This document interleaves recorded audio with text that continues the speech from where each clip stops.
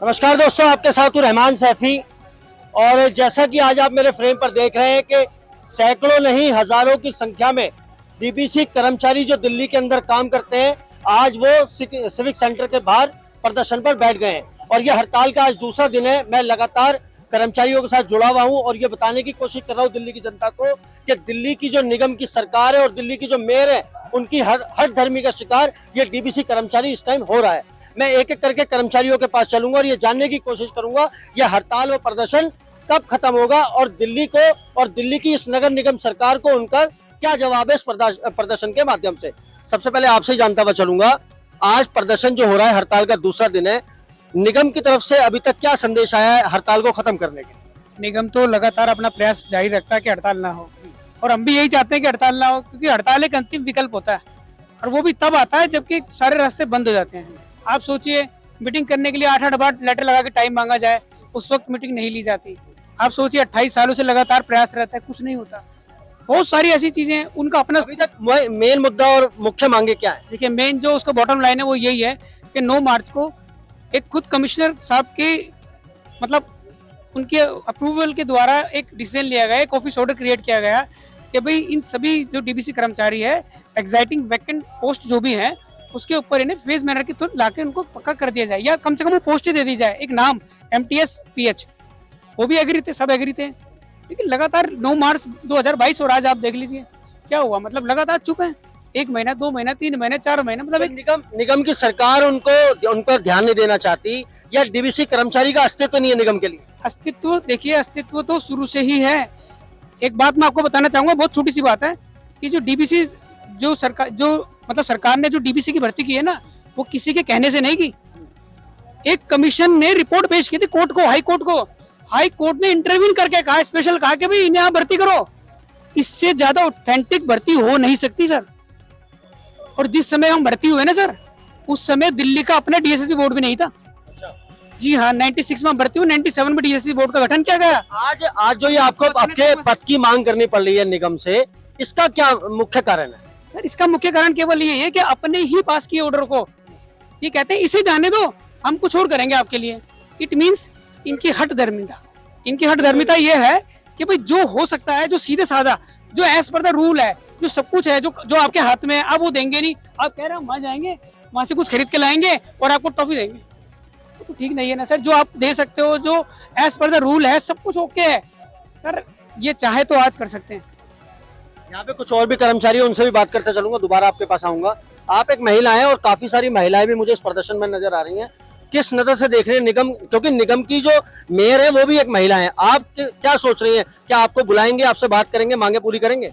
बुलाते, अगर ये लोग बातचीत ढंग से करते तो आज को हमारे ये यूनियन वाले हड़ताल नहीं करते, और ना 15,000 में गुजारा होता है, और ना हम लोगों को 28 वर्ष हो गए पक्का किया जा रहा। साल भर 2 साल रह गए, अब हम लोग खाली हाथ आए थे और खाली हाथ ही वापस ले चले जाएंगे घर।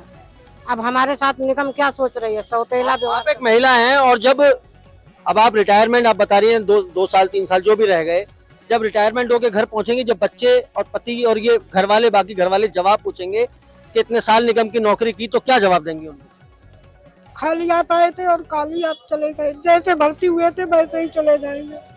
कुछ निगम देने वाला नहीं है। 28 साल में आज को इस कगार पे पहुंच गए हैं कि हम अपने बच्चों का इलाज भी नहीं ढंग से करा सकते। 15 साल में 15,000 में गुजारा नहीं होता बिल्कुल, ना पेट भरता बच्चों का, ना किराया टाइम पे निकलता, कुछ नहीं होता।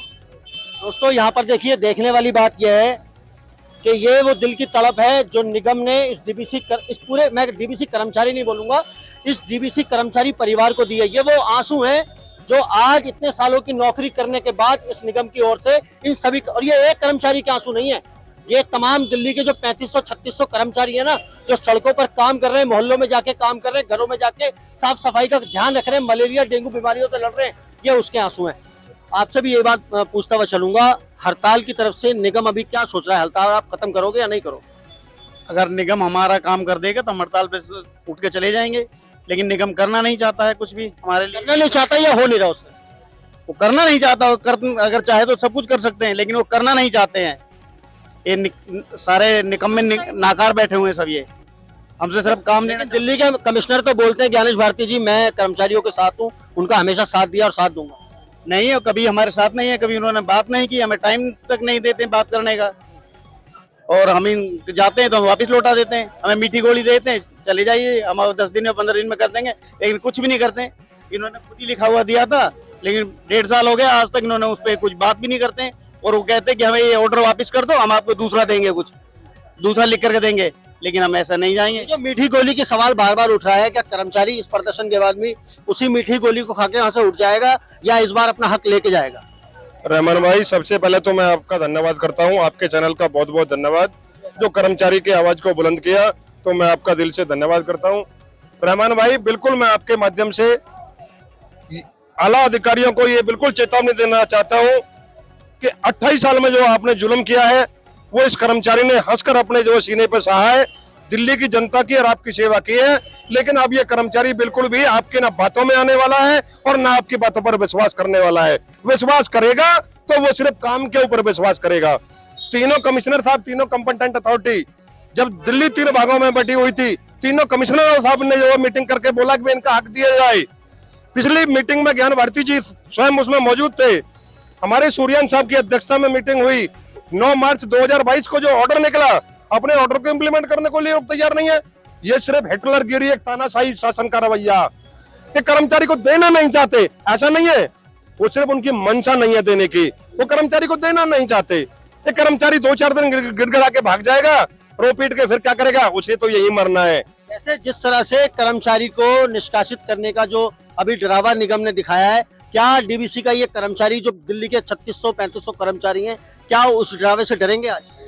रहमान भाई, मैंने पहले भी बोल दिया और मैं फिर दोबारा से बोल रहा हूँ, ना इनके जो है धमकियों से हम डरने वाले हैं और ना इनके पुलिस से हमें जो डंडे पड़वा रहे हैं, पुलिस से हमें यहाँ से उठवा रहे हैं, हमें रात को हमारा सामान उठा लिया गया, हम इनकी किसी भी धमकियों से डरने वाले नहीं है। ये हमारी जान के हकदार नहीं है, हम अपनी जान गंवा देंगे लेकिन यहाँ से हिलने वाले नहीं है, ये ध्यान कर लेना जो बिल्कुल भी, चाहे कुछ भी हो जाए, लेकिन हम यहाँ से हिलने वाले नहीं है।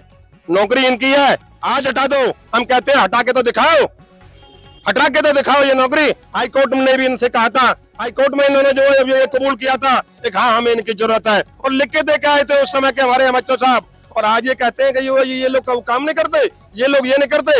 इनसे पूछो काम कौन करता है। आज जितनी इनकी रिपोर्टें आती है वो किसके दायरे पर आती हैं, वो किसके बलबूते पर आती हैं। आज इलाके में कौन काम कर रहा है, आज कौन उनकी जो रिपोर्ट आएंगी वो रिपोर्ट कहाँ से आ रही है, सारी फर्जी रिपोर्ट और फेक रिपोर्ट ये लोग जो है मुहैया करा रहे हैं।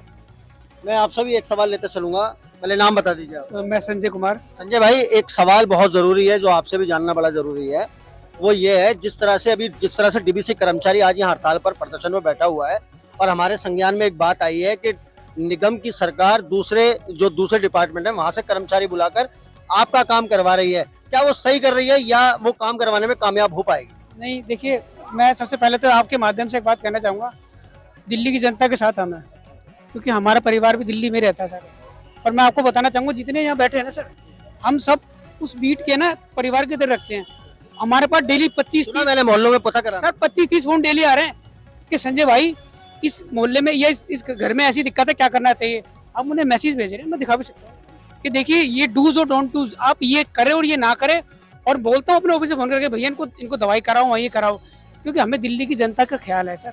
हम दिल्ली की जनता को ऐसी बनने के लिए नहीं छोड़ रहे। लेकिन कुछ अच्छा, एक चीज़ और आपने कही थी कमिश्नर साहब, मैं कमिश्नर साहब से मैं पूरी तरीके से, क्योंकि मैं उनसे 2 ही मीटिंग में हमने देखा है, और वो पूरी तरीके से लगता है कि कहीं ना कहीं लगता है कि वो हमारे फेवर में भी है, लेकिन मजबूर भी नहीं। मजबूर की बात नहीं सर, या तो जो एक्चुअल सिचुएशन है उन तक पहुंच नहीं पा रही है, या जो सही मायने में जो हमारी जो स्थिति का है उनको सही चीज उनके आगे पेश नहीं की जा रही है।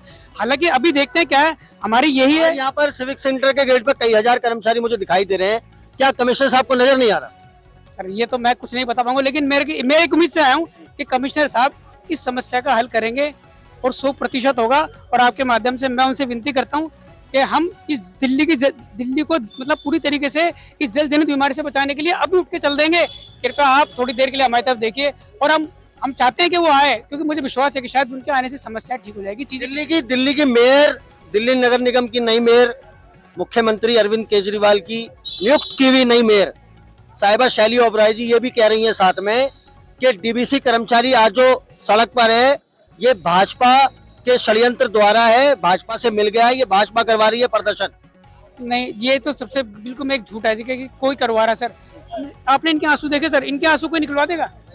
मैं किसी का थप्पड़ मार दूं तो रो पड़ेगा, वरना नहीं हो सकता। दूसरी बात सर, हमसे किसी ने कुछ नहीं कहा, कोई पार्टी हमको नहीं कह रही है सर। हमारे जो दर्द है ना, बच्चे हमारे बड़े हो गए, शादी लायक हमारे बच्चे हो रहे हैं, हम क्या वो कहेंगे हमारे से 28 साल काम करते हो गए। हमारा केवल एक मानना है सर, अब हमारी जो अंतिम जो वो है कि जो जैसा बताया गया कि कमिश्नर साहब आएंगे, आपसे मीटिंग होगी, मैं उनसे बिल्कुल पूरी तरीके से आश्वस्त हूँ कि उन्होंने पहले भी इस चीज को जायज बताया था हमारे लिए, उन्होंने इस चीज को जायज बताया था। और मुझे लगता है कि कहीं ना कहीं आज शायद वो होते या आए तो समस्या अपने आप ऑटोमेटिकली सारी चीजें ठीक हो जाएंगी। और मैं आपके माध्यम से अगर क्या कमिश्नर साहब या दिल्ली की मेयर का आपके प्रदर्शन में आना जरूरी है, या आज आपकी मांगों को आगे एक स्टेप आगे बढ़ाना जरूरी है?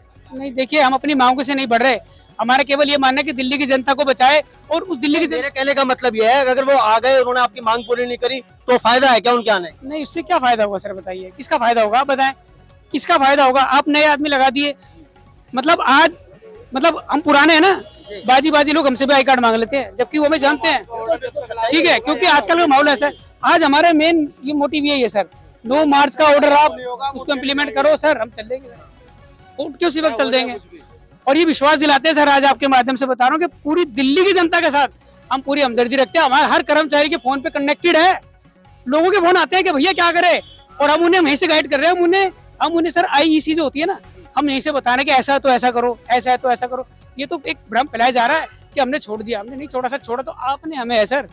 अब आपकी अगर आवाज शायद वहां पहुंच जाए, क्योंकि आप हमारा आंख नाक कान है, आप उनसे मेरे साथ, मेरे लिए मैं तो ये चाहूंगा कि आप निवेदन करें कि आए और थोड़ा हमारा दुख दर्द और दिल्ली के दुख दर्द दूर करने के लिए। मैं निवेदन नहीं करूंगा, मैं तो सीधा निगम की सरकार को ही बताना चाहूंगा, ये एक बहुत ही जोरदार तमाचा इस कर्मचारी की ओर से।